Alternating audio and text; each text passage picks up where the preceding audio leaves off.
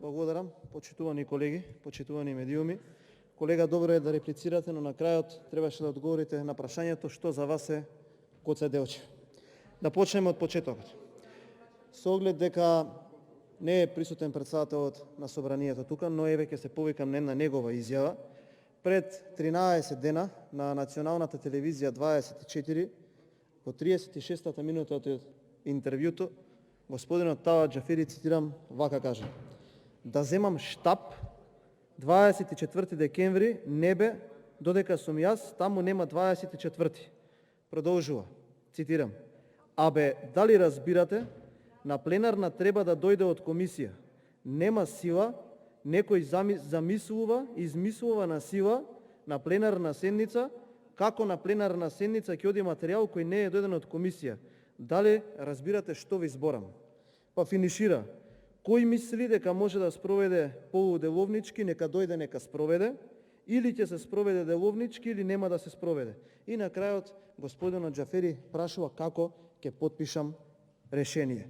Епа, ќе видиме како ќе потпише решение, заради тоа што има луѓе кои што во оваа држава одговараат пред судовите, пред партиските судови, заради тоа што почитувале деловник, а ќе дојде еден ден со тоа потпишано решение, се надевам дека од оваа комисија, пак има некој суд кој што ќе го праша господинот Џафери како тоа го потпишал решението, а при тоа е стигнат материјал на пленарна седница, не е поминат на комисија.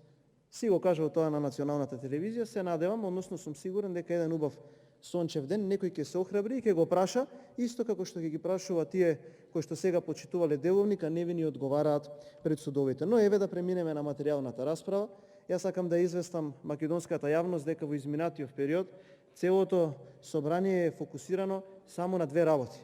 Тука ние не носиме закони за народот да живее подобро, да намалуваме акцизи, да опростуваме данок на додадена вредност, гласаат од мнозинството против повисоки пензии, обструираат све што може да се обструира и собранието работи како на брза лента и како што треба само во два случаи. Кога треба да се носат закони за обвинителство и закони за судии. И тоа е факт. Академии за судии, тука е колешката, сакаше да протне криминално изгласување на дневен ред и покрај тоа што не беа завршени процедуралните забелешки, а гледаме дека председателот на собранието како никогаш досега е ревносен да помине точка која што треба да го наполни Уставниот суд со партиски кадри. И се поставува прашањето зошто е тоа така. Денеска можеме да видиме дека Уставниот суд ќе одлучува за уставноста за тоа како господинот Џафери станал председател на собранието во 2017 година и се случува со една причина. А причината е пред заминување од власта и напуштање на Илинденска безброј, да се партизира судството и обвинителството до таа мера, да утре истите овие луѓе, кои што треба беат повикани на одговорност, не одговараат. Односно да се сврти пирамидата наопаку и како што денеска се делат учества во судски постапки, сведоци, обвинети, соработници, така натака, само кон членови на ВМРО ДПМН, така утре кога ќе се свртат работите, да има кој да ги составува актите или да ги ослободува овие луѓе или да ги задоцнува предметите за да застаруваат, за да не може да одговараат за тоа што се направи. Но има една друга работа која што вие одбивате да ја воочите, тука сакам да се обратам кон вас како пратеници. Ужасно стоите кај народот. Катастрофални ви се сите резултати. Никогаш посиромашно не се живеел. Во маркетите снемува основни продукти не заради кризата во Украина, туку заради тоа што ќе поскапа твртоглаво, а народот нема пари да си го дозволи тоа. Горивата 9 понеделници поред растат, струјата се качува, енергенсите се качуваат, а повеќе народот не може да сврзе крај со крај. Сакале вие да признаете или не, ве молам, прашајте си во партијата, нека ви ги покажат анкетите, но не од онаа рейтинг куќа на која што ви ги фабрикува како на последните избори, па бевте декласирани и растурени во сите скоро општини и нека ви покажат како стоите. А јас, како колега кој што ви мисли добро, ќе ви кажам дека никогаш ниту една влада не стоело пужасно од тоа што стои сега. Немојте да дозволите, како пратеници, да бидете браник на оние кои што имаат евидентно сторен криминал. А ако човек види какви кадри сакате да поставите за уставни суди, доволно е да види кој е председател на Уставниот суд.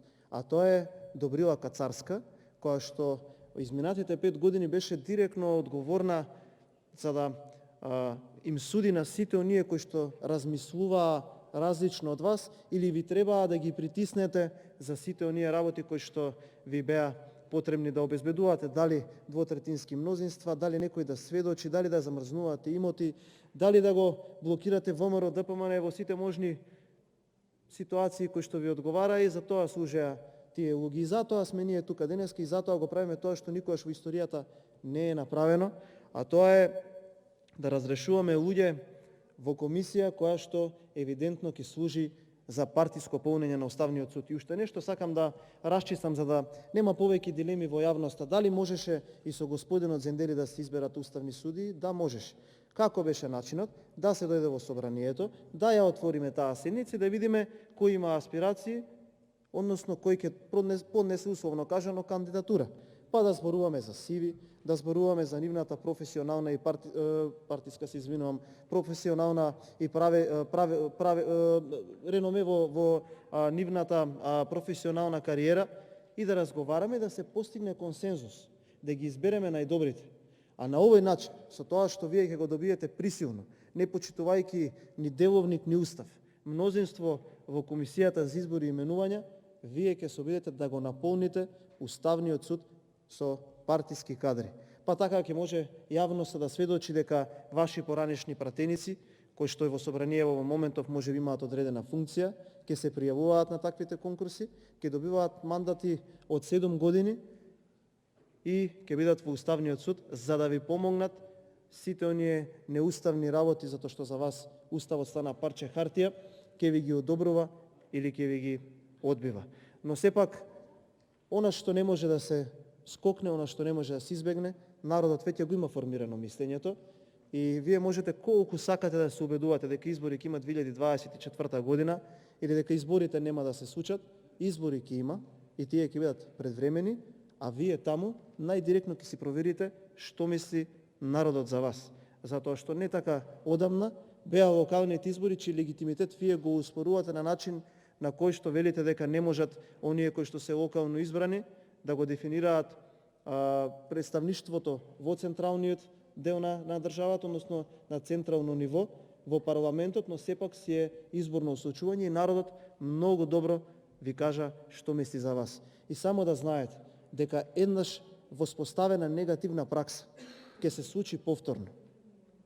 И дека некој во иднина може исто во ова што го правите вие денес да ви го прави на вас. Ама тоа не е добро. Не заради политичките партии, туку не е добро за државата. И затоа ќе бидеме рангирани на 111-тите места на Transparency International по корупција. Затоа кој дојде ќе ни се смее, и затоа наместо да имаме компетентни кадри во државните институции, ние имаме криминалци кои што се фатени со двете раце во медот. И само на крајот сакам да кажам една работа. И ќе го повторам ова заради тоа што сметам дека некои луѓе кои што го почитувале деловникот, кои што ги почитувале законите и се невино осудени да лежат во затвор, дека утре некој за ова што се случува денеска, за вакви криминални носени решенија, за непочитување на закон и устав, ќе одговара.